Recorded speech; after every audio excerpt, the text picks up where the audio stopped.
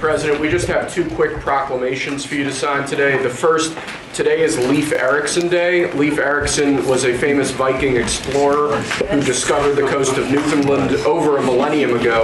This is a hugely important holiday, particularly to Scandinavian Americans who celebrate his legacy as a great explorer, as a devout Christian, and really just a fascinating individual in the history of our continent. Sweden and various other countries.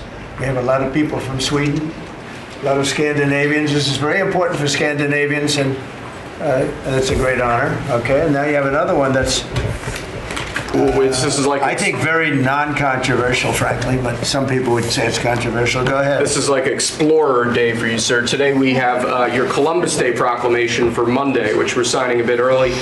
Christopher Columbus obviously discovered the New World in 1492. He was a great Italian explorer. He sailed his 3 ships, the Nina, the Pinta, and the Santa Maria, across the Atlantic Ocean and landed in what's today the Caribbean. But this is a particularly important holiday for Italian Americans who celebrate the legacy of Christopher Columbus and the innovation and explorer zeal that he represented. In other words, we're calling it Columbus Day. Yes.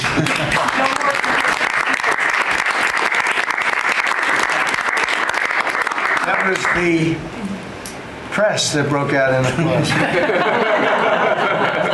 I've never seen that happen before. The press actually broke out in applause. Good. Columbus Day.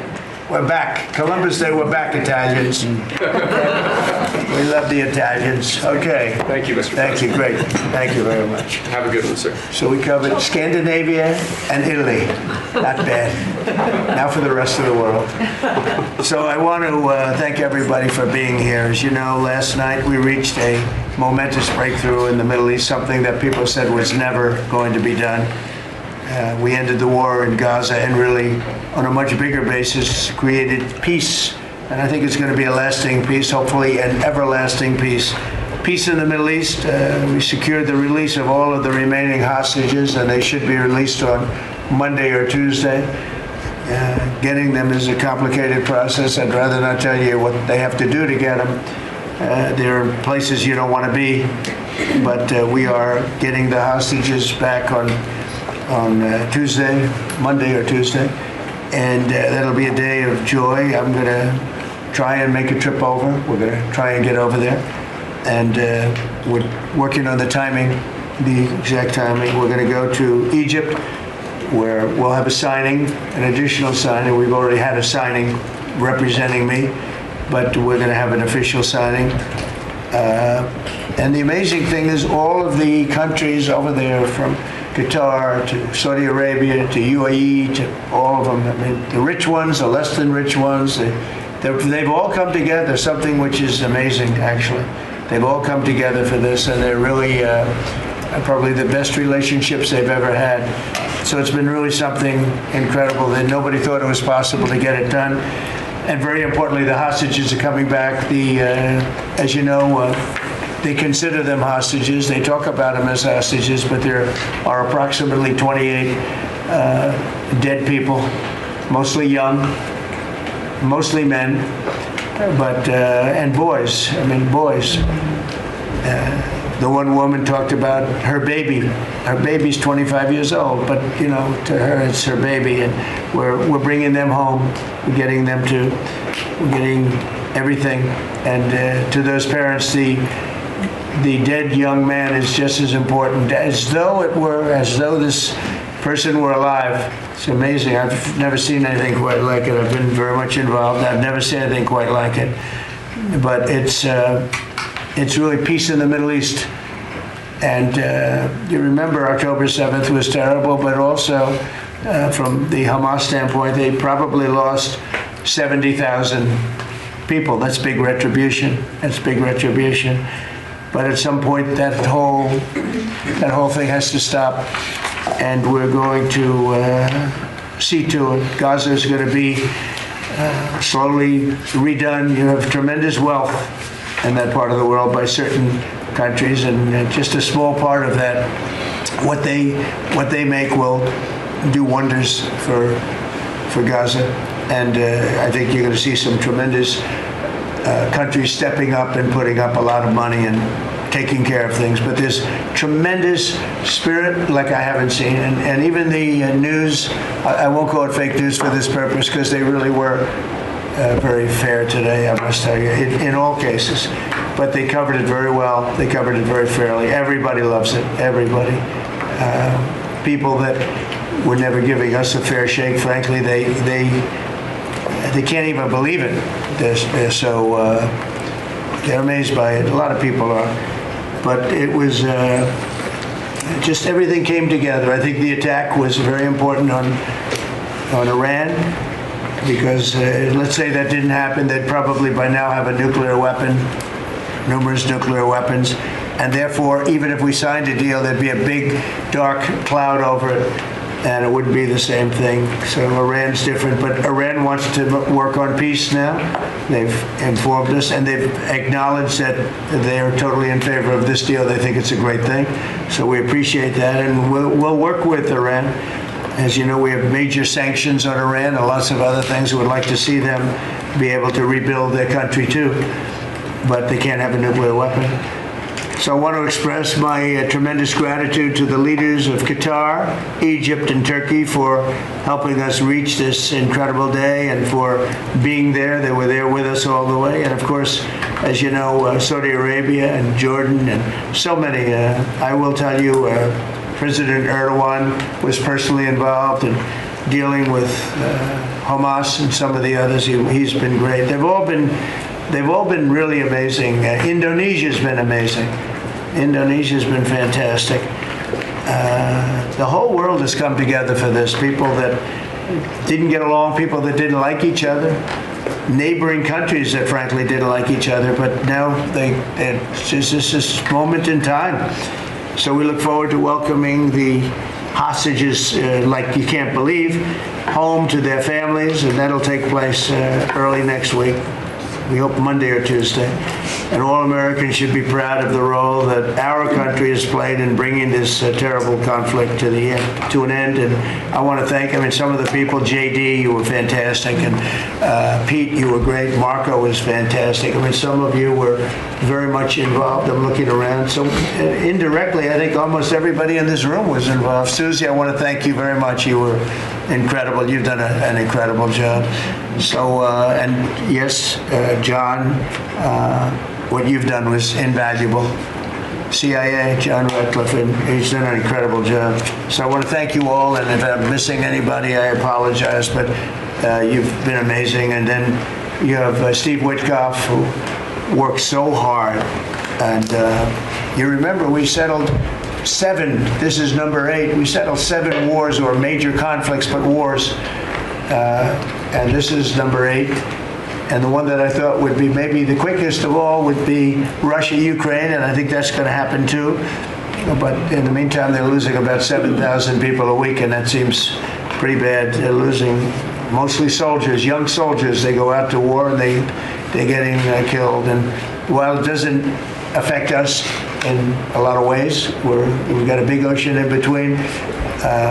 You don't want to see that happen. It was a big mistake. That war should have never happened. It would have never happened if I were president.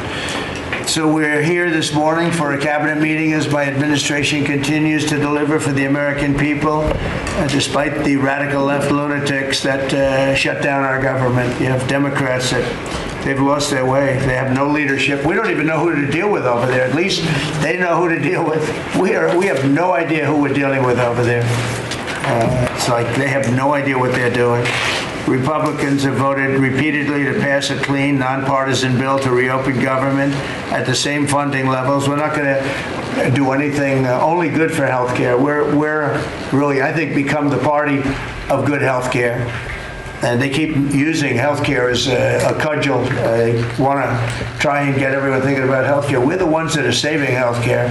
In fact, one of the things we're doing is we're going to be reducing the cost of medicines by 100%, 200, 300, 500%, and even more than that, because as you know, we're in the process of favored nations right now. We've exercised a clause because we were subsidizing the entire world. The entire world pays a fraction of what the United States has been paying. And we've already, numerous Pfizer and other companies have already signed, and other countries are a bigger problem because they've been getting a subsidized rate. We've been paying for years. This has gone on for 30 years. We've been reducing the rate of drugs for other countries because we've been paying much more than we're supposed to. And they used all sorts of ideas like research and development. I said, what about Germany? What about these other countries? Aren't they paying? No, we have to pay research and development. It was all nonsense, and I couldn't listen to it anymore. So it's a very radical, big, tough shift, very tough. We had a lot of things going on there. But, you probably heard me say this in my first term, I think it was my third year, we reduced drugs from the beginning of the year to the end of the year. And I was so proud of it. I actually had a news conference to announce it, and it was 1/8 of 1%. Think of that, which is barely a reduction. But it's the first time in 28 years that there was a reduction in drug prices for the year. So from the beginning to the end, it was 1/8 of 1%. And I was so proud of myself. I did something that nobody else could do. But when I started to think about it, I said, it doesn't make sense. And then I'm starting to look at numbers where a pill or a treatment or some pharmaceutical product is selling in Europe for 10% of what we pay for in New York City or in any one of our places, and cities, states. And then I see people leaving for other countries to go buy their pharmaceuticals, where they make journeys to various other countries, including Europe, where they got the best bargains of all. And I put an end to it. It's over. And now we're, in major, I guess, disputes, but we're winning the disputes by a lot. With the countries, a couple of countries said, we won't do this. I said, well, it's unfair that we're paying 10%, and, you're paying just a fraction of what we're paying for the same product made in the same plant.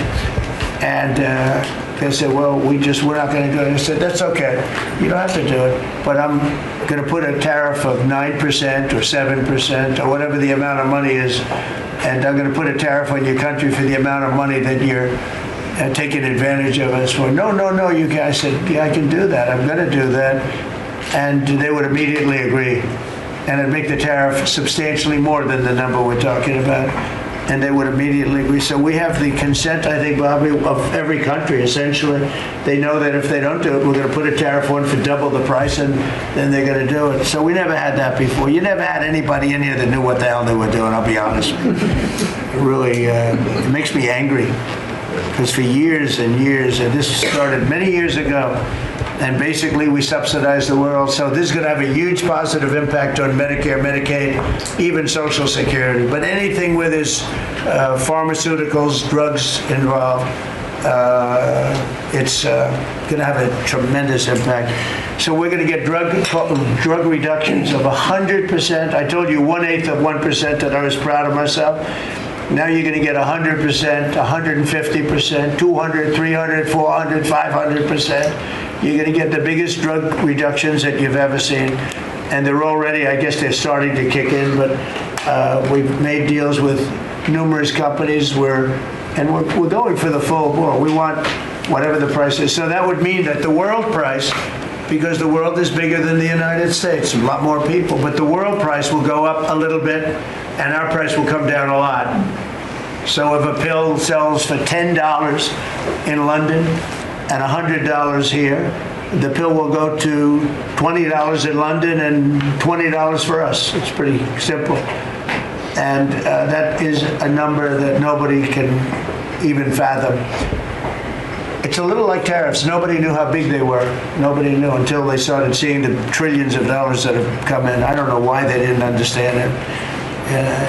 It's something they should have understood. We were taken advantage of for years with tariffs, and now I don't want to say we're taking advantage, but we've become a very strong country because of the money that's coming in. Republicans have voted repeatedly to pass a clean, nonpartisan bill to reopen our government. And remember, at the same funding levels, both parties have supported in the past. So the radical Democrats have chosen to put the economy to our country. We have the best economy we've ever had. We had the best economy in my first term, but we have an economy that's blowing it away.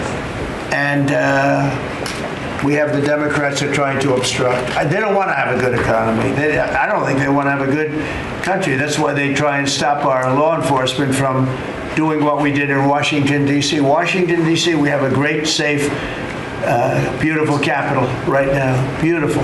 It's so safe. You can walk down the street. Numerous people standing before me were mugged. And you're not going to get mugged anymore. We have a safe capital, one of the safest. We took it from one of the most unsafe places to one of the most safe places in the country. And we also beautified it, and we're in the process of doing even more so. So we're very proud of our capital. Again, we were embarrassed by our capital. A lot of people being killed. They'd come from Iowa, Indiana, Florida. They'd come up, and they end up getting shot. They're not getting shot. We moved out 1,700 people approximately, right? Approximately 1,700 hardened criminals, career criminals. They moved them out. So Chuck Schumer and Hakeem Jeffries and the congressional Democrats are holding the entire federal government hostage. I will tell you, a lot of Democrats want to get this thing open too. They do. They're calling us, and they just want to get it open. And all we're doing is saying, just play the same thing until we get it straight. And they don't know how to go about it. I mean, and the problem is we really don't know who the hell is leading the Democrats. You have this AOC. I don't know her at all, but I watched her the other day. She said, well, if they want, they could come to my office. That's not leadership, you know. The only one that challenged her actually was Nancy Pelosi, and Nancy's not looking too good. I don't know what happened to Nancy, but she's not looking great. But she was the only one, I give her credit, she was the only one that challenged her. But AOC said that they can come to her office and negotiate, the Republicans. And we're saying, oh, I didn't know she was in leadership. But she's taking Hakeem Jeffries' place, and Schumer's afraid that she's going to run against him. And right now, I don't know, he can change, life is crazy, right? But right now he can't beat, I don't think he can beat anybody. So he'll lose in a primary. I would say he'll retire before he loses in a primary. So I think Schumer's going to retire because he can't beat anybody. His polls are so bad. Meanwhile, the Democrat shutdown is causing pain and suffering for hardworking Americans, including our military, our air traffic controllers, and impoverished mothers, people with young children, people that have to live not the greatest of lives. But we're doing so many tax cuts. We've cut their taxes, the great big beautiful bill. We've cut their taxes at levels that nobody's ever seen. I mean, no tax on tips, no tax on Social Security, no tax on overtime. It's been a great thing for a lot of people. They're doing great. Despite all of the damage that it's caused, the shutdown has been, you know, pretty damaging. I mean, it's not yet because it's early, but it gets a little bit worse as it goes along. And we'll be making cuts that will be permanent. And we're only going to cut Democrat programs. I hate to tell you. I guess that makes sense. But we're only cutting Democrat programs. But we're going to start that. And we have Russell.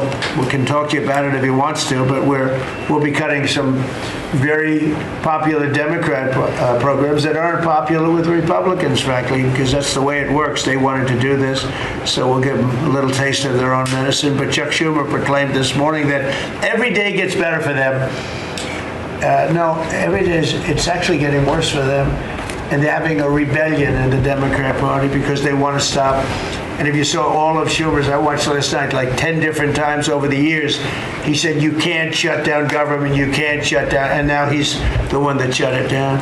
So this is a confession that he's acting not to serve the people, but to serve the partisan interests of his party. And I don't think he's serving them well because they're way down. Look, they just lost an election in a landslide. You know, it was interesting. I watched Kamala, who's a sad figure. I watched her the other day saying the election was very close. I said, no, the election was a landslide. We won the popular vote by millions. We won the Electoral College by, I think, 312 or 315 to 220 something. But there's another one that we won that's why when you see the maps are completely red. It's counties. The counties, we won at 2,505 to 525. So 2,500 to 525. That's called one of the greatest, biggest landslides in history. And that's one that people are using now as a primary. But literally, when you see it colored in, the entire country is red, representing Republicans. So, they go around, they just lie. And everything's a big lie with them. Well, the other side, and the other thing I don't understand is, Christie, I looked at crime numbers in Chicago. They're through the roof, and I have a governor who stands up every day and tells us how wonderful Chicago is. It's just a lie. It's like a con job. It's like Gavin Newsom. He says how well he's doing in California, and they're doing terribly. Population's getting smaller, people are leaving, and other people are coming in, and, I wouldn't say it's an even trade. While the other side is focused on playing games, the Trump administration is focused on creating jobs, bringing down prices, and we've really brought them down a lot. That's the other thing. We're bringing down prices a lot. We're bringing down grocery prices, but the big thing is energy. When you bring down energy, everything comes down, and the energy prices are way down. I see we're down to about $61 now a barrel, and what gasoline's going to be, I think gasoline's going to be below $2 at some point in the pretty near future. It's very low, much lower than it was under Sleepy Joe. And we're restoring law and order in our country. We're restoring it here, but we're restoring it right now. We're in Memphis. We're going to Chicago. We're going to other cities. Many governors are asking us to, including Democrats are trying to ask. I don't know what the big problem is. If I were a Democrat governor, I'd be saying, whatever you can do to get crime down, I'll take anybody. You can bring them in I don't care who it is. A lot of people said that. They interviewed women, these beautiful women in Chicago, black women with a MAGA hat, a red hat. They said, we don't care who he brings in here, but this place is really dangerous. We just want crime to stop. It's true. They don't care. They don't differentiate between the National Guard and the Marines. They don't care. They'll take anybody. And that's the way it is. I mean, they want what we did in D.C., they want to happen to them. And it's happening in Memphis already. I see in less than a week, the numbers are really good. And it'll be great. And we'll fix that. We'll go to various other places, and we're going to be stopping crime in our cities, and that's a great thing, and we won't get credit for it, but it's a great thing. We've launched a historic campaign to take back our nation from the gangs and the street criminals, violent repeat offenders, illegal alien lawbreakers, domestic extremists, and savage, bloodthirsty cartels. And very little, by the way, is coming in by water, in case you haven't known. The drugs aren't coming in by water. In fact, we can't even find any boats in the water anymore. We had boats, we were like a subway train loaded up with drugs. Every single boat that you see getting taken out kills 25,000 Americans. Think of that. Because it's pretty tough stuff. But it kills 25,000 Americans. So when you hear that, it's no longer tough. But here in Washington, we've deployed federal law enforcement and National Guard to restore public safety, and we're working to replicate that in numerous places all over the country. And we have a very powerful military. We have a very powerful National Guard. I want to thank the governor of Texas, who has been, as usual, great. Governor Abbott, he gave us 400 troops without even a question. And we have other governors likewise doing what has to be done, because they know we have to confront crime. We're directly confronting the sinister threat of left-wing domestic terrorism and violence, including the terrorist group Antifa. You saw that yesterday. We had a news conference. Antifa's out of control in Portland and other places, but mostly Portland in the case of Antifa. And we had people that were really badly affected by them. It was terrible. So one of those things, but we're knocking the hell out of them. And we're looking for the people that are funding them, and those people are going to be just as guilty as the people that smack people over the head with a baseball bat. And I'd like now to ask Attorney General Bondi and Secretary Noem to discuss this a little bit and tell where we are. and then we'll go around the room. We'll go quickly. We're going to go quickly if we can because we have a lot of things to do, including I won't be spending that much time here because I'll be leaving fairly soon for the Middle East. And I'm very honored to be involved with that, I'll tell you. It's a great thing for our country. People are so happy about it. I've never experienced anything quite like it. I've never seen such universal praise for being able to do something. No, it's something that nobody thought was possible, and we're going to end up having peace in the Middle East. Who would have thought? So, Pam, could you start, and then Christy, please. Sure, President Trump, and despite the Democrat shutdown of our government, our law enforcement officers are out there working without paychecks, round the clock to keep and make America safe. Secretary Hegseth and I were recently in Memphis. We had 1,100 law enforcement officers in one room with us. The Memphis PD, they were the happiest to see us, don't you think, Secretary Hegseth, of anyone? We had ATF, DEA, FBI, U.S. Marshals. I'm not sure if our park police were there. We had Treasury, Secretary Bessent, and of course we had Secretary Noem's Homeland Security, all working together with the Guard. They were so happy to have us there. We've been making arrests left and right. So far, we made 562 arrests and seized 144 illegal guns just in the short time we've been in Memphis. And many of these people are career criminals. And when you take them out of a place, your crime rate just goes down. These people commit crimes every single day. They're sick. And we're taking them out. In some cases, we're bringing them back to their countries where Biden allowed with the stupid open borders that we had in our country to come in, but they're being brought back to other places or they're being put in jail, but they're career criminals. President Trump, last night alone, we made 91 arrests, 19 firearms off the streets, and one was a warrant for a homicide, and 4 sex offenders who had active warrants. One was a sex offender on a child. Everything we did in Memphis was worth it, in my opinion, for that one arrest. Think about that. We got a child rapist off the streets, but yet we've made 562 arrests and still going strong in Memphis. Just what we did in D.C. But it's because it's all of us as a team working for you to make America safe all together round the clock. Thank you very much. Thank you, Pam. Thank You're doing you, a great President job. Trump. And it's amazing that we're not getting cooperation from Democrats. It's a new issue. You know, we have all the old issues of the wall and the border and all of the things, men playing in women's sports they still want that, transgender for everybody. All these issues are so crazy, but we have a new one. It's called crime. We stop crime and they allow crime. They want crime. It doesn't make sense. I think it's as ridiculous as the other things that we talk about all the time. But I've added it onto our list, a 5-letter word called crime. We stop it, and they actually incite it. It's crazy. You would think they'd want them. You'd think they'd want Christy and Pam and all of the people. If we needed the military, people will be there. We've got a massive military. We have the best numbers we've ever had for recruitment. We have a lot of people now. We have people that can't get into them. In a great economy, they want to be soldiers again. A year ago, they didn't want to even think about it. Same thing as with police and firemen, everything. They want to join. They're proud of our country again. Christy, go ahead, please. Well, sir, thank you for your leadership and for deploying all of government to help us keep our country safe. You have talked extensively about how threatened our ICE officers are, but all of our law enforcement out there.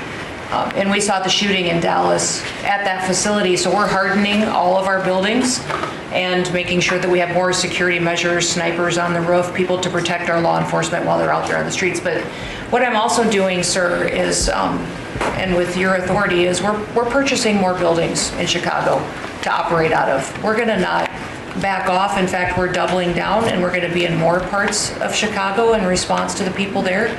And then I was there a few days ago and looked at some facilities that we can deploy more law enforcement out of.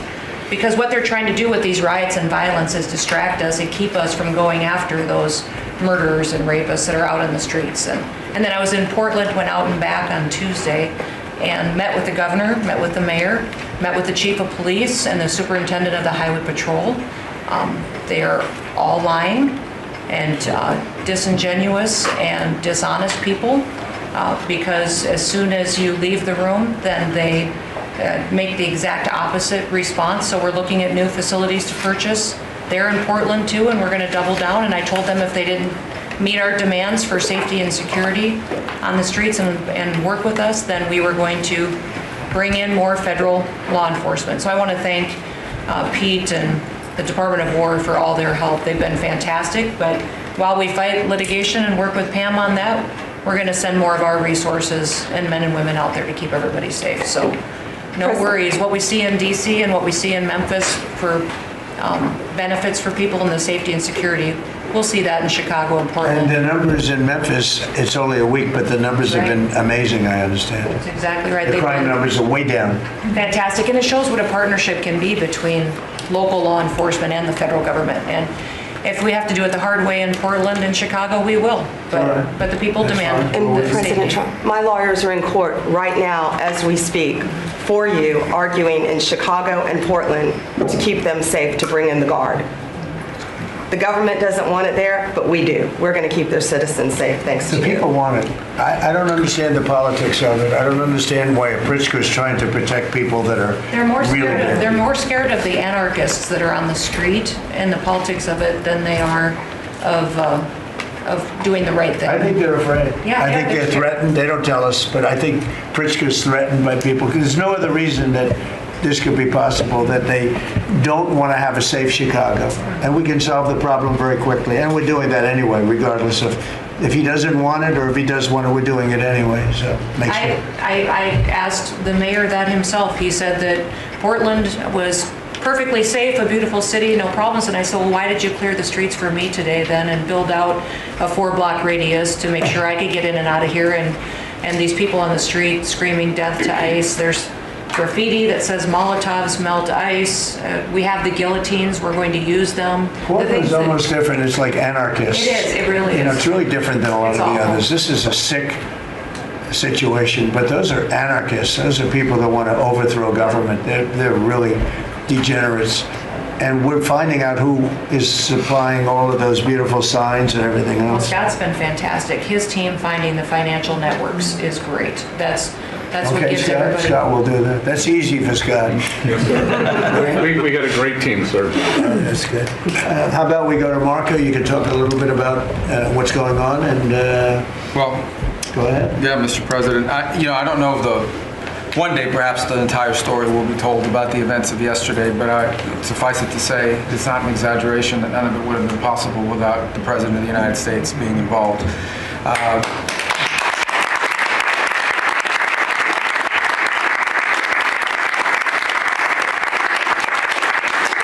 It really began with your trip to the Middle East, where these relationships were forged with partners in the region, personal relationships, close relationships that created the foundation where all of this was possible. Where I think this really took a turn. Remember, a month ago, no one thought this was possible. Where it really took a turn about a month ago, less than a couple weeks ago, is when we were at the United Nations and you convened a historic meeting, not simply of Arab countries, but of Muslim majority countries from around the world, including Indonesia was there, Pakistan was there, and created this coalition behind this plan. Then on that following Monday, you met with the Prime Minister of Israel here, and that plan was presented. And then, of course, our great negotiating team followed up on it. In the interim, again, perhaps the stories will be told, perhaps they will never be told. The President had some extraordinary phone calls and meetings that required a high degree of intensity and commitment and made this happen. And I think what's important to understand is that yesterday what happened was really a human story. There's a geopolitical aspect to it, there's no doubt about it. It creates the conditions for Gaza to one day be a normal place again and people to have a better life and Israelis to be safe. But yesterday was a human story. And because of the work you put in, and honestly, not only is there no other leader in the world that could have put this together, Mr. President, but frankly, I don't know of any American president in the modern era that could have made this possible because of the actions you have taken unrelated to this and because of who you are and what you've done and how you're viewed.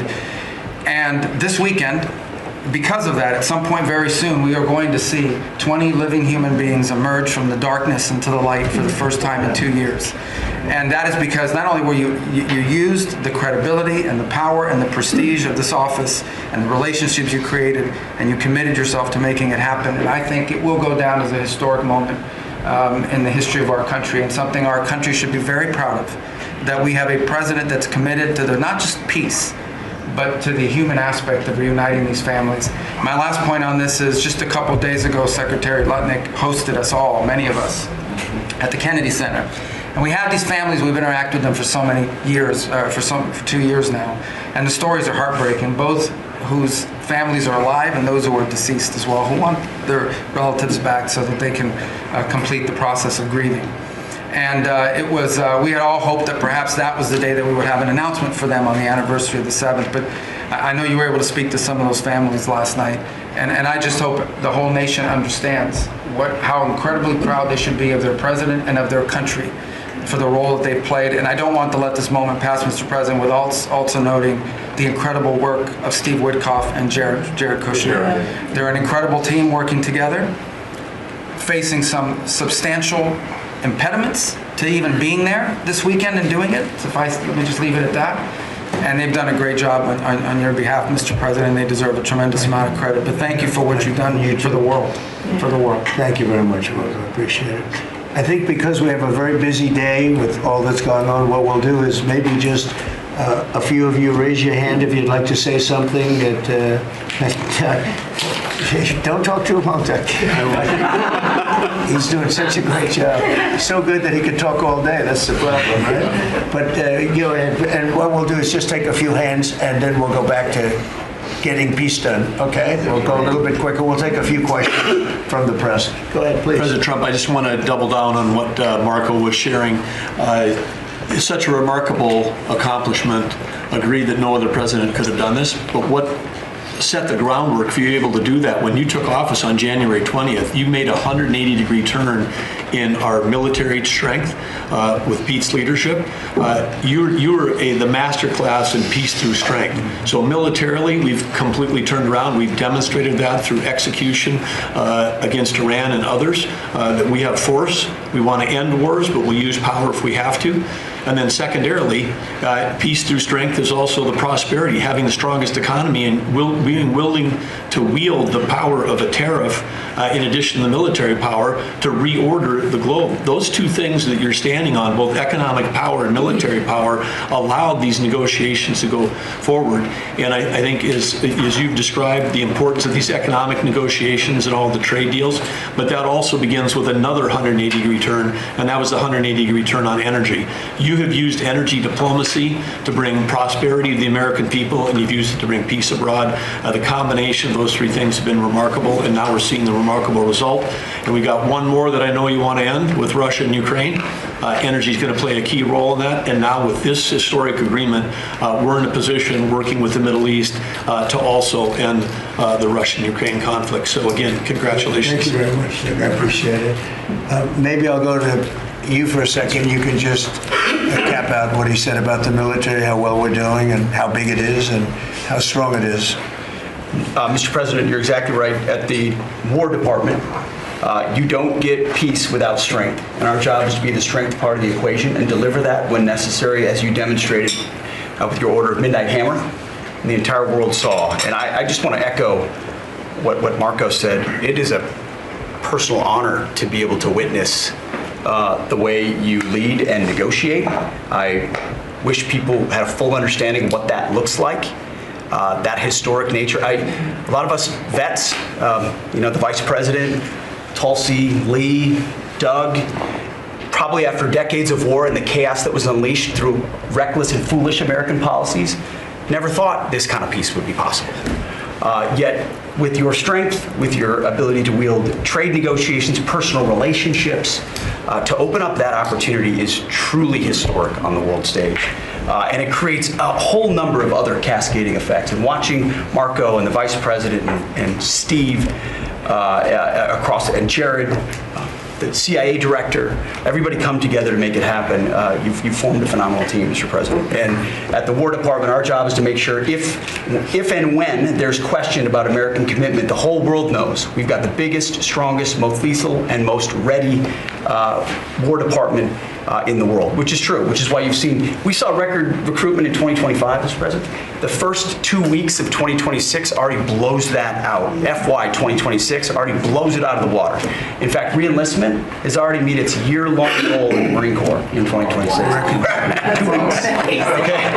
You can't, there's no other way to create that kind of love and enthusiasm than with your leadership, sir. And it is an honor to work with Pam and with Christy and the cities across the country to make sure American citizens and law enforcement are protected with our National Guard. But that's a core mission. And last thing, Mr. President, on the southwest border, the first group that rotated in to lock down that border to 0 crossings is now rotating out.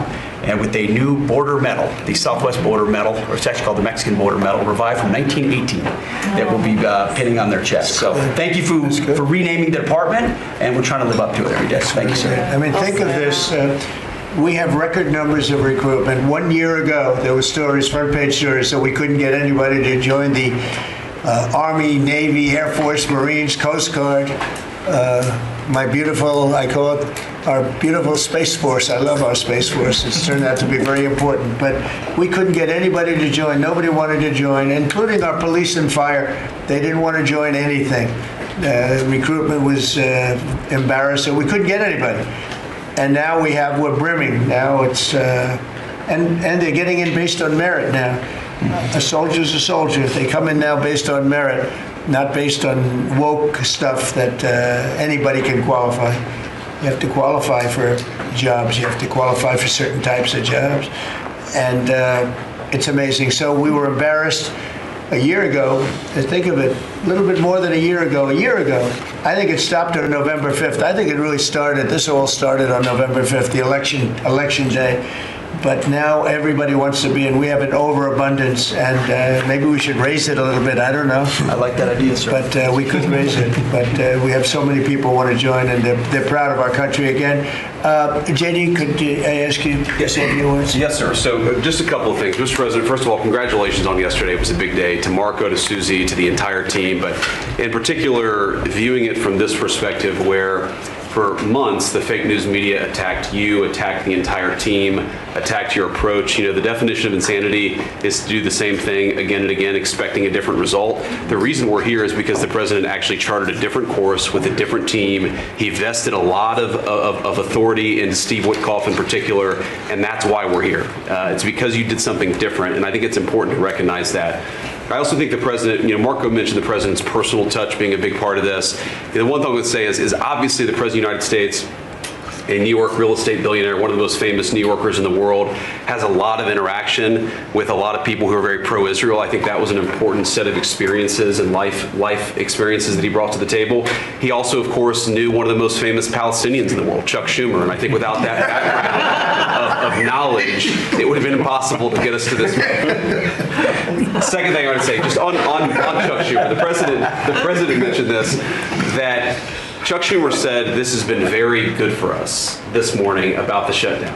One of the things that we talked about before all the media came in and that all of us are going to work on for the rest of the day, we've been working on for days, is how to make the shutdown as painless as possible on the American people. So while Chuck Schumer brags about this being good, and I think the president is right, it's not good for him politically as much as he might think that it is. It's causing real consequences for the American people. There's a low-income food program, the WIC program, that my mom actually used when I was a baby. That program is about to be underfunded and it's about to get cut off because Chuck Schumer won't open the government. We have troops. The Secretary of War mentioned how well we're doing on recruitment. We're trying to figure out how to pay our troops because Chuck Schumer is shutting down the U.S. government. There are veterans benefits that are going to suffer. There are Americans that are going to suffer because Chuck Schumer refuses to do his job.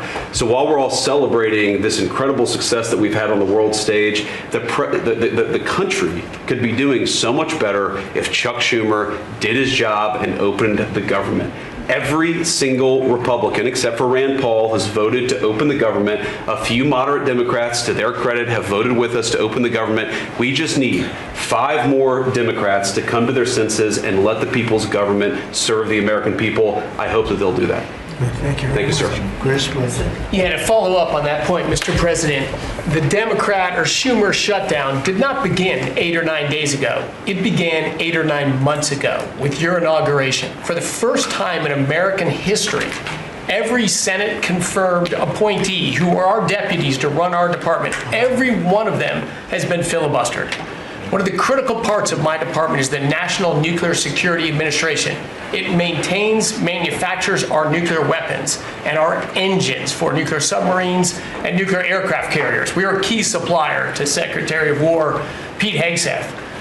They filibustered, the Democrats filibustered the leader, the administrator of the National Nuclear Security Administration, would not let him come into my department until the Republicans 2 weeks ago changed the Senate rules so they could confirm him and we could have a leader. They filibustered the leadership, now they're filibustering the funding. In the next 6-7 days, we're going to run out of funding, and the retooling of our nuclear stockpile, the ultimate guarantor of our sovereignty, is going to be underfunded, and we're going to have to slow down and creep to us crawl these efforts. Just incredibly irresponsible for Schumer to worry about his own reelection and not the 340 million Americans that count on the efforts of our military and all of our departments. It's truly offensive, and we need to bring it to an end as soon as possible. Let's open the government back up. And you're doing a great job. Thank you very much. Bobby, did you want to say something? You got a lot of things happening. A lot of things. A lot of very positive things, actually. Mr. President, I'm glad you're getting bipartisan accolades on the Mideast Peace Agreement. You should also get bipartisan accolades on the MFN agreement. It is an historic agreement that's going to benefit every hardworking American. It's going to lower the price of drugs for every American. By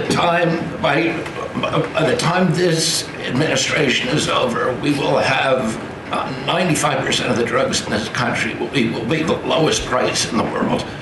It immediately begins to affect Medicaid, Medicare, Social Security, the other government programs. I remember when I went through the confirmation process, and the principal preoccupation of the Democrats during that process was whether I would continue the IRA negotiations on drugs. The Democrats negotiated 10 drugs. I'm supposed to negotiate every year 15. The 10 that they negotiated, they claimed to get a 22% reduction, but it was a lie. It was 22% under the list price, which was actually higher than the price we were getting. Medicaid, Medicare ended up paying more for those drugs than they were paying beforehand. They only got a benefit on one drug. One was tied. 8 of them were lower. So they should be applauding what we're doing now. We're doing something that every administration, Democrat and Republican, has been saying that it was going to do for decades, and you got it done because you understood the power of the tariffs. That we had leverage over these companies. And you did it in a way which you asked us to do, to negotiate in a way that was not going to stifle innovation, that was going to make sure that those companies could bring their production home, and they are doing that. And it was a profound success. It will affect every American for 100 years. And you should be getting bipartisan accolades on that. I'll say one other thing about Tylenol, only because of this. This morning before I came in here, somebody showed me a TikTok video of a pregnant woman at 8 months pregnant. She is an associate professor at the Columbia Medical School. And she is saying F Trump and gobbling Tylenol with her baby in her placenta.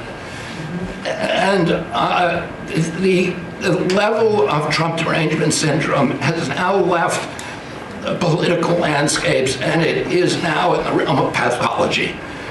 And a mother could overwhelm millions of years of maternal instinct to put her baby at risk. And all you have to do is look at the studies which you and I talked about. It's not dispositive that causes autism. It is so suggestive that anybody who takes this stuff during pregnancy, unless they have to, is irresponsible. There are 15 rodent studies. Every one of them shows if you give it to the mother, the babies, and particularly the male babies, have profound neurological and behavioral changes. There is a study from Johns Hopkins on cord blood where they divided women into 3 categories: those who had the least acetaminophen in their cord blood, and those who had the most. The ones with the most had 3.6 times the rate of autism in their children. The middle category had 2.2 times, so it's a dose-related response. And there are dozens of studies that show the countries that use the most with the highest level of autism. Cuba has the lowest level in the world of acetaminophen use, and it has the lowest autism rate in the world. So this is not dispositive. It is not proof. We're doing the studies to make the proof. But in the meantime, the precautionary principle should apply, and any mother who is taking this stuff during pregnancy just to get back at Donald Trump is doing something that is pathological. And we're seeing that across the board. I got a lot of other stuff to talk about, but I know we got a short time here. But thank you, Mr. President. You're making our country healthier again. Thank you, Bobby. Could you just, for the record, state what the autism was, let's say, 20 years ago and what it is today?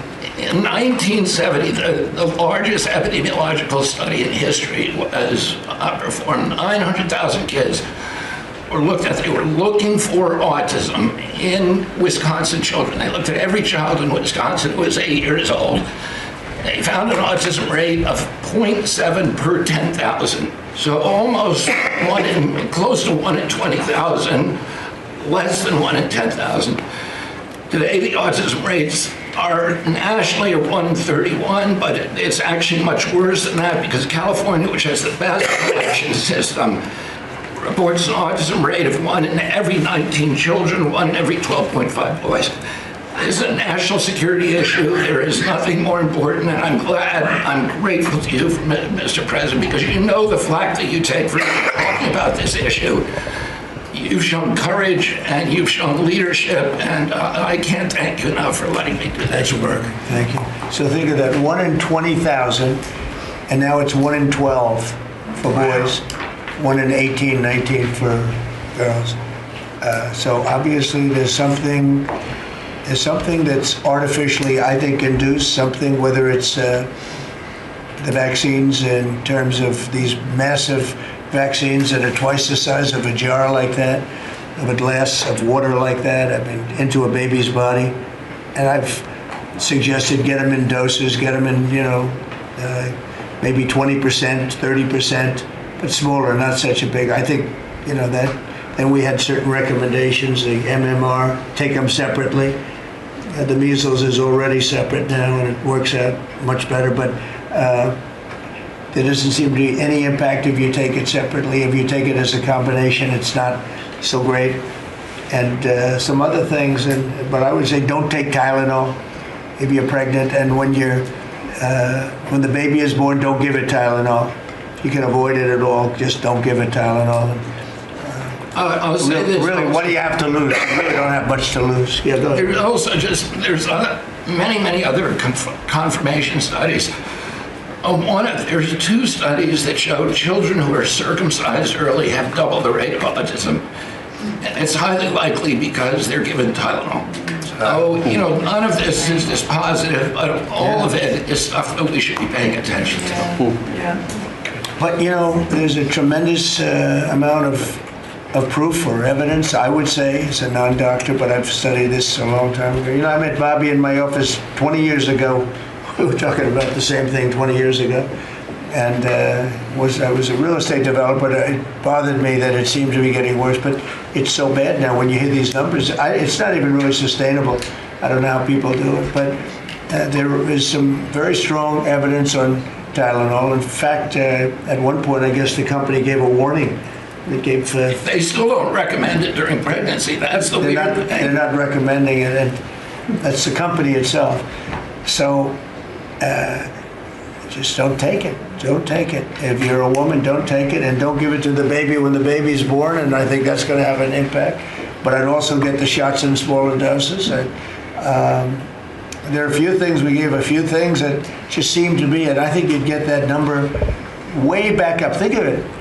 You have 1 in 20,000, and now it's not even believable when you think that 20,000 drops to 12, 12 children. So that's induced by something that's given or taken, and it should be able to be stopped. And you're talking about the Pennsylvania Dutch, you were talking about the Amish, where they don't take any of this stuff, and they have virtually none, right? They have no autism, no autism. So we're doing something very bad. Somebody's been given some bad things. Other countries, by the way, we have, I think, we have 82 vaccines that we give simultaneously. And I'm a vaccine believer, by the way. I believe in the polio vaccine. I believe in a lot of vaccines. But when you give 82 vaccines in a shot to a little baby that hasn't even formed yet, it's a lot of vaccines. And in Japan, they give a much smaller number. In Germany, they give a much smaller, like 28 vaccines. That's a lot too. But 28's a lot different than 82. So, but I would say on the Tylenol, don't take it, and that will be. I think it's going to be a big factor. I think it'll be a very good result, and I hope we're going to be able to see that result in the not too distant future. Because certainly, people have heard us loud and clear. That's why I bring it up again. That's why I asked you to talk about it, because this is a horrible thing, and if you don't take it, I mean, you have to tough it through sometimes. There are other things you can do, but you have to tough it out. It's easy for me to say, but I think you're going to see numbers that will be it'll be so significantly improved, and maybe fully improved. I mean, there's something there, there's something going on, and we have to address it. And so I'm addressing it the best I can as a non-doctor, but I'm a man of common sense. Okay, any other questions? I'd like to comment on the workforce. Please. Mr. President, a lot of people are calling to give you the Nobel Peace Prize after this peace deal that you managed to achieve in the Middle East. First of all, your opinion on that, and I was wondering about your trip to the Middle East, if you can tell us if you're considering to speak at the Knesset, at the Israeli parliament. Well, they asked me to speak at the Knesset, and I've agreed to. If they would like me to, I will do it. It's the first time a president has ever done that, so that makes it very interesting, right? Yeah. But yeah, so I will do it if they want me to. They have asked me to do that. Thank you. Families of hostages are out in the streets in Israel dancing and crying tears of joy. They're all dancing in the streets right now. They're dancing in the streets. They're so happy. Everybody's happy. They're dancing in the streets of Arab countries, Muslim countries. I've never seen anything like it. Everybody is happy. It's been really amazing. Thank you. President Trump, on the international peacekeeping force that's going to deploy to Gaza soon, do you expect that Pakistan, Turkey, other countries to contribute forces? Has that become firmed up? And also on the shutdown, it seems like in the House there's a majority support for a temporary extension of the Obamacare subsidies, perhaps minus the funds for illegal immigrants. Is that how you see the deal to end the shutdown happening? Well, I see the deal just getting extended as we continue to talk, but we're willing to pay because we're paying. It's very simple. We're paying. And the Democrats are the ones that caused this problem. And it's a big problem for them, and they have a lot of break in their ranks. But so I see that, I think that'll get worked out. But we want to get back before we do this. We don't want to have a gun held to our head. We don't like that. And the public doesn't like it either. So we want to get back. And I think it's going to work out. I think it's going to work out very well. It's something that shouldn't have happened. This was supposed to take place before the election. This was supposed to take place on September 28th before the election. We shouldn't even be talking about this right now. This is actually something that shouldn't have even happened. Yeah, please. Mr. President, looking ahead, what guarantees Hamas disarms and that Israel doesn't resume bombing once the hostages are released? The first thing we're doing is getting our hostages back, okay? And that's what people wanted more than anything else. They wanted these hostages back that have lived in hell like nobody has ever even dreamt possible. And after that, we'll see. But they've agreed to things, and I think it's going to move along pretty well. But what is phase two? When does it begin? I'm not going to talk about that because you sort of know what phase two is, but there will be disarming, there will be pullbacks, there will be a lot of things that are happening. I gave you a whole list of 22 different things that will take place. And I think it'll take place, and I think you're going to end up with peace in the Middle East. But we have to get our hostages back. And we weren't going to do it at the end. We're going to do it at the beginning. We said we want them at the beginning. We're not doing it. We got the hostages back. We did, as a group with Steve and Jared and Marco and me and all of us, we got the hostages back. We got many of them back. Many, unfortunately, were dead. But we got many back that are now living with their families, with their parents in many cases, and with their husbands, families, wives.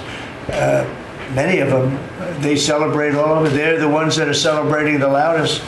They're all over. There are a lot of them that we got out. But the last 20, and I always said the last ones are going to be the most difficult, but it's been a very big deal getting the hostages out, but the rest is going to take place too. And can you promise Palestinians they will be able to stay? Well, they know exactly what we're doing. We're going to create something where people can live. You can't live right now in Gaza. The place is it's a horrible situation. Nobody's ever seen anything like it. So yeah, we're going to create better conditions for people. Yeah, please.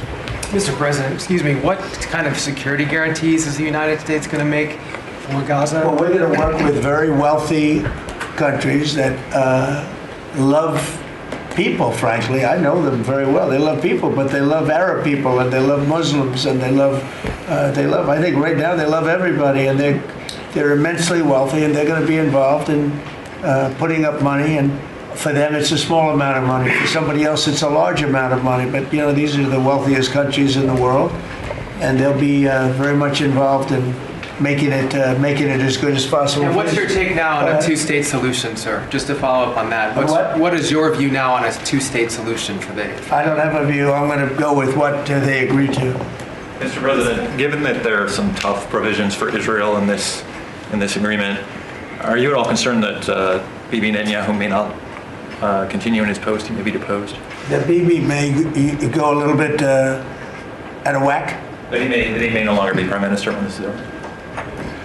Look, that's politics. It could be. I don't know. I think he's very popular right now. He's much more popular today than he was 5 days ago. I can tell you. Right now, maybe people shouldn't run against him. 5 days ago, it might not have been a bad idea.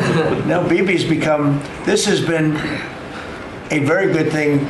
I don't think he did it for that reason, okay? But I think just looking as an analyst would look at this, I think Bibi should be very popular right now. Yeah, please. What will happen if Hamas says that it cannot locate or was not able to find all of the deceased hostages' bodies within the time frame? Well, we'll have to see. I think that's going to be, it's largely been answered. We know where most of them are.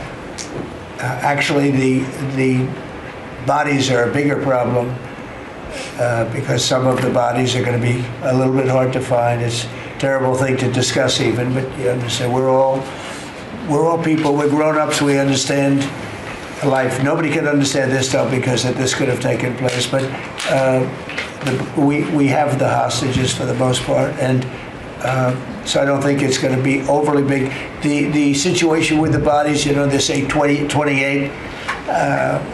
Some are going to be a little bit hard to find, but we're going to do the best we can. Yeah, please. If they don't find them within the time frame. Please. Thank you, sir. Regarding Jared Kushner's role in the negotiations, can you explain a little bit about why he came on at the last minute? And then in regards to the WIC program that the Vice President mentioned, do you know when the funding that you promised through the tariff revenue will actually go through to communities? Because there's reports that WIC providers are actually starting to close down today. Well, okay, let me just answer the Jared. So Jared's a very smart guy. He did the Abraham Accords. As some people say, the Abraham, which I love the way that sounds, but he did the Abraham Accords. It was a great thing. 4 big countries joined.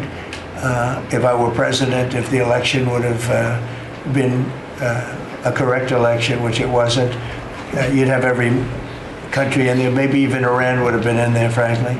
But you'd have every country. And now, by the way, that's going to be filled up rather quickly. People want to join the Abraham Accords. And I put Jared there because he's a very smart person, and he knows the region, knows the people, knows a lot of the players. And the combination of him and Steve Witkoff and Marco and Cooper, who is, as I hear, has been fantastic, and others that were involved. JD was very much involved. I mean, we had a very smart group of people working. We had a lot of different players, different countries, and very diverse countries, very different from each other.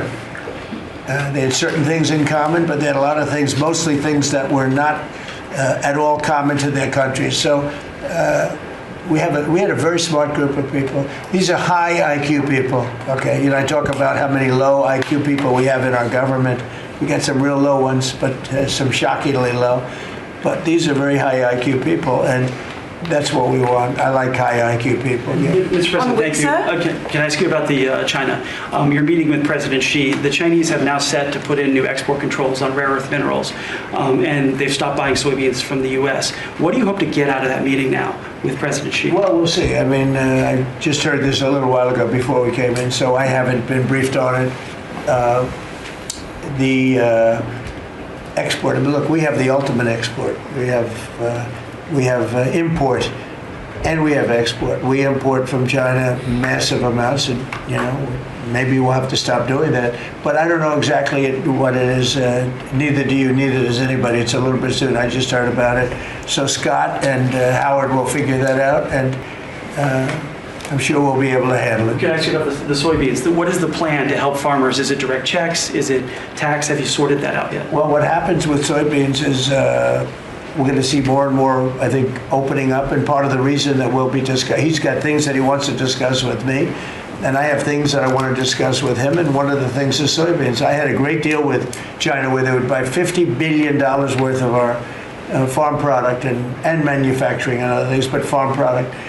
And it was going along well. Then when the election turned out to be a rigged election and we had the wrong guy get in there, he didn't do anything about it. I used to call up President Xi every 2 weeks, or I'd call up people in China, say, you got to keep going, you're not buying the amount that you agreed to. And this went on for, ever since we signed the agreement. It was a great agreement.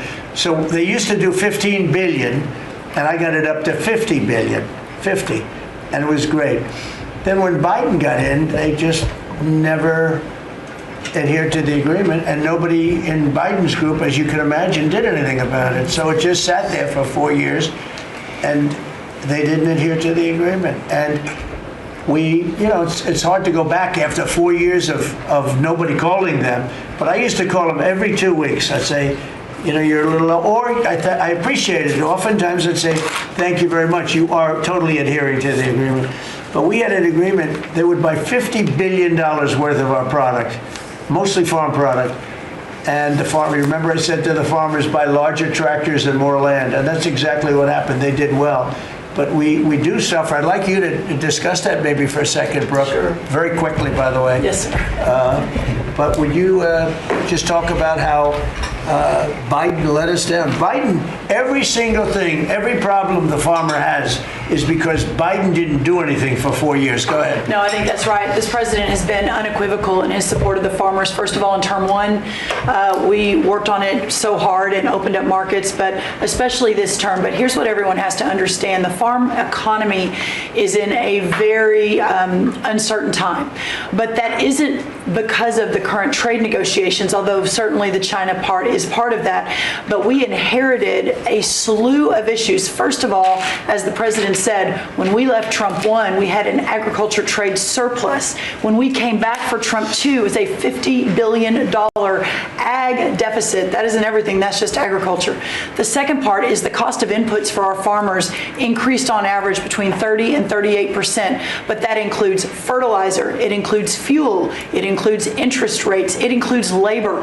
All of this came about under Joe Biden, a 47% increase in the cost of labor that now Secretary Chavez-DeRemer and Noam and I are working on. Fuel is coming down, thank you. Interest rates, thankfully, are coming down. A 73% increase in interest rates for our farmers.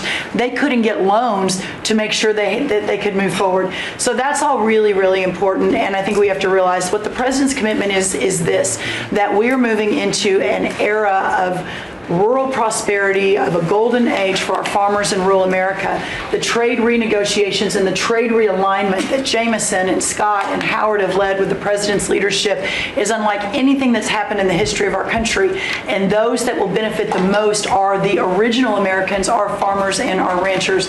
The president has committed, if we need a bridge, he has talked about that to get us from the Biden years to the new Trump era. That's what we're working on every day. We've got to get the government reopened so that we we can move forward on that. And once we do, we'll be able to move out a significant program to help our farmers. Long term, we have to change this hamster wheel of government. We've got to ensure that the farmers have the market to sell, and it's a national security issue and onshoring a lot of the food as well. So, sir, thank you. Thank you, everybody. I think that's enough.